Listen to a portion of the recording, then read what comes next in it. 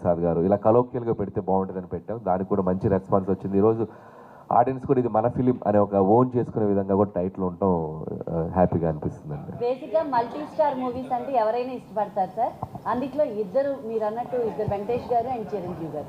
So ఎలాంటి భారీ expectations పెట్టుకోవచ్చు ఆడియన్స్?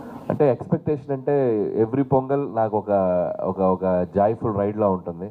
ఏదో నేను మా ఊరు వచ్చినట్టు, మా సొంత ఊరు వెళ్ళినట్టు ఆడియన్స్ మధ్యలోకి వస్తుంటే అంత కనెక్ట్ ఫీల్ అవుతాను నేను. ఎందుకంటే వాళ్ళు అంత అద్భుతంగా ఆదరిస్తున్నారు. అండ్ ఈసారి కూడా నా ఎయిమ్ ఎప్పుడు ఒకటే, హౌ మచ్ ఎంటర్టైన్మెంట్ నేను ప్రేక్షకులకు ఇవ్వగలను.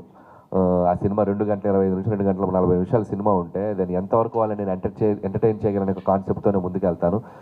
సో వాళ్ళు అంతే విధంగా దానికి ఆదరిస్తూ వచ్చారు. మీరు అన్నట్టు ఈసారి చిరంజీవి గారు త్రూ అవుట్ ఫిల్మ్ ఆయన భుజాల మీద తీసుకెళ్తూ అద్భుతంగా మిమ్మల్ని ఎంటర్టైన్ చేస్తారు. అలాగే లాస్ట్ ఒక 20-25 మినిట్స్ విక్టరీ వెంకటేష్ గారు జాయిన్ అవుతారు. ఇక వాళ్ళిద్దరు జాయిన్ అయ్యాక నేను దాని గురించి ఎక్కువ చెప్పలేను. అండ్ ఎందుకంటే దాని తాలూకు ఎగ్జైట్మెంట్ మీరు థియేటర్లో చూస్తేనే బాగుంటుంది.